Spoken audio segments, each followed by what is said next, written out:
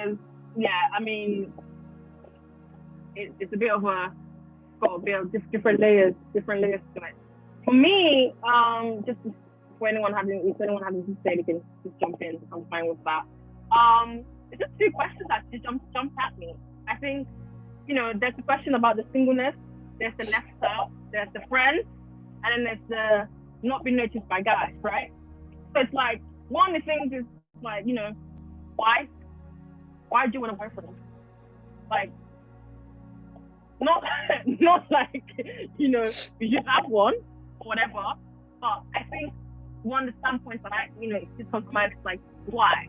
Because every question is always a reasoning behind it. And I think once you understand the why, we move on to the next part. What's the purpose? What's the purpose that having this said boyfriend is going to serve you? Obviously I don't know the person who asked this question. I don't know where they have their faith or anything like that. But if I was just speaking generally, of course, why do you want, said boyfriend? Once you understand your why, because your why is what continues, keeps you going, right? And what's the purpose? Are you just want a boyfriend for the sake of having a boyfriend? As something that pops up here. I do actually, my friends, get boyfriends that feel left out. And I think what's the purpose? Is it dating for purpose? For long term, leading into marriage. That's what you're looking for. Is it just having a man to put your shoulder on, or just to go on dates and things like that, right? And then another thing is the options that you've seen like around you, generally. I know that this person is not noticed by guys, but even people that you've seen around, especially us talking about approaching someone or that stuff. Like, can you potentially even see any of those people that you've seen so far as a viable, person that you could even think, okay, this person can be someone that I even want to be with, right? And I think sometimes with ourselves, it can feel very awkward because there has been times in the past where genuinely, I don't know what it was.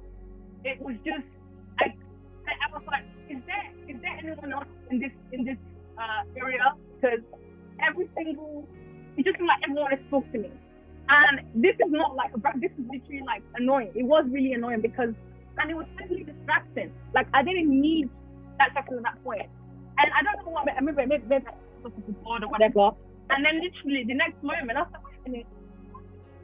I would say, yo, even if it's just one annoying African uncle, that's kind of, but that's what I'm saying about it's like, are the uncles around you even vibrant enough for you to even say, oh, I feel less than my friends have a boyfriend? Because at the end of the day, those options are just distractions, those ones that they might not even be, vibrant enough that you even to think, especially when I said understanding the why of why you want this thing and what is the purpose of it, in terms of you chasing, potentially long-term, relationship and leading into marriage or whatever, then it's like these options that you're, I guess, looking for or want to happen, are they even viable enough to get to the purpose that you are trying to achieve?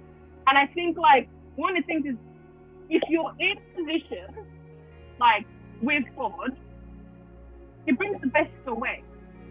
And one of the things that I know best about God, I think just in my experience, especially when it comes to this whole guy situation, is that he brings the options because sometimes we can go out and try to seek for our own options, right? I don't believe that there's any woman on this planet that is not getting attention from a guy. I genuinely do not believe that. And the reason I say is, it's either there is someone that's kind of gives you attention, but you're calling him a friend. But that person is probably giving you attention, you're not seeing it. But even if it's just one person, there's someone that's probably listening in that way. And another thing for me is with the fact that you're saying that guys are not noticing, is it just that you want to be noticed by guys, just for them to? But is it a form of validation? Because the validation doesn't come from these men at all, in any way, shape, or form. It doesn't account to how beautiful you are. It doesn't account to the amazing person that God expects you to be, right? And one of the things I said, that even an understanding, that's why I said the thing about the purpose and the why, is remembering that you're doing it because one thing about God is He knows the best for you. I'm not saying that He's just gonna bring one singular person, that person is gonna be the best thing to slice bread and have no issue. But when you're in position, He can probably bring about 3 people who probably have been wise what you want, what you believe will create this long-term thing. And then from that, you can be like, all right, okay, this one is probably the one that I want to go for. And pursue something with purpose. But I believe that, in this situation, when you're saying, you feel left out, and I think that's something I picked up on, that feeling, feeling that fleeting. You can feel like that one day, you can feel like that. Every time I think, what is the truth? And that's why I said the why. Why is it? There's nothing wrong in you wanting, people to say, wow, you're a beautiful girl, or even just to chat you up, or whatever. That's fine. But, sometimes, and like I said, I know that there's definitely no one in this planet that no one's trying to attack to. There is someone somewhere that is talking to you, that is trying to talk to you. And also, one of the things I also can get from this is, where are you? Like, so let's say you understand your why and the purpose of all that stuff. Where are you generally in life?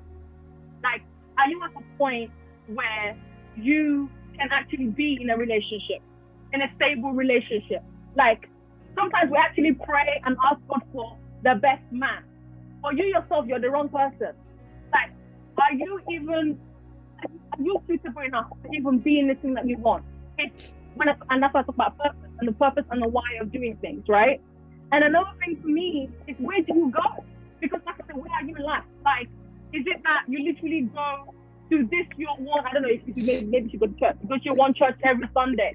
The same church, there are no fine guys. Everybody there is married with 25 kids, and the only single person that comes is about 40 years old. Like, so is that who you're trying to think is gonna look at you? No. Like, do you go outside? And then the other day you should probably just, I don't know, if you work or anything like that, you might not work in a place where they're men or whatever, but do you go out? Like, are you I'm just not just wrong, right?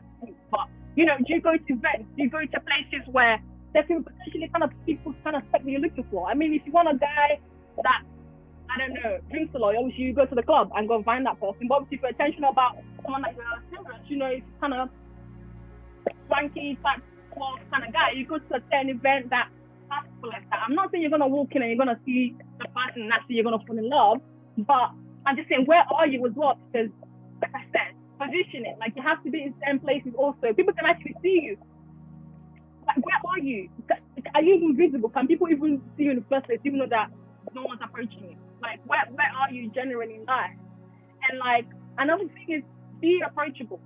Because, like I said, someone literally told me one time that I was acting like a married woman, so they didn't actually want to talk to me because they thought, oh, no, yeah, she's definitely, she's probably engaged with someone or something like that.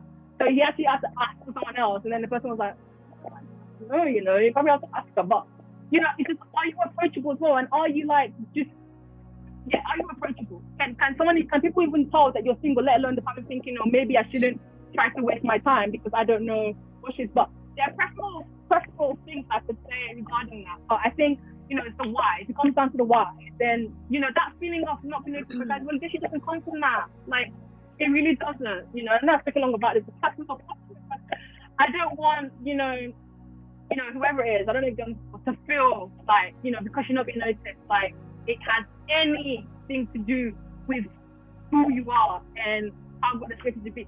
It could sound so, but it's a fact. Like, and then, what's funny? It would come to the point that there'll probably be so many people actually, I'm tight.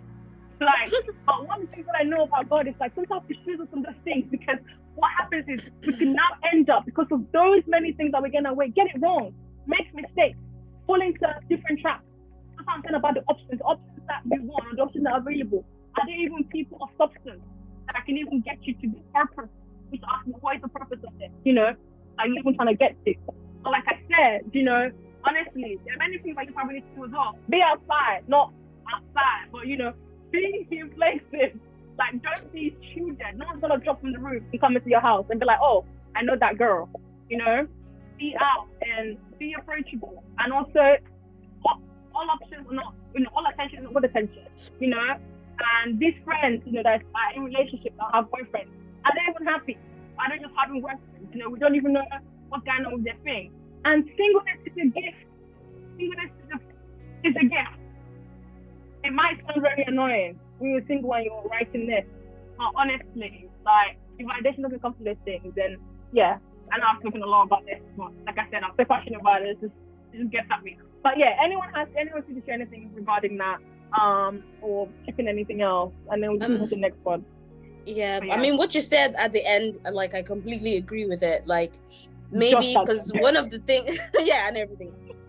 Like, one of the things that, like, you can't look at things from one lens. Like, you have to see things from a different perspective. Like that what you said at the end, like, singleness is a gift.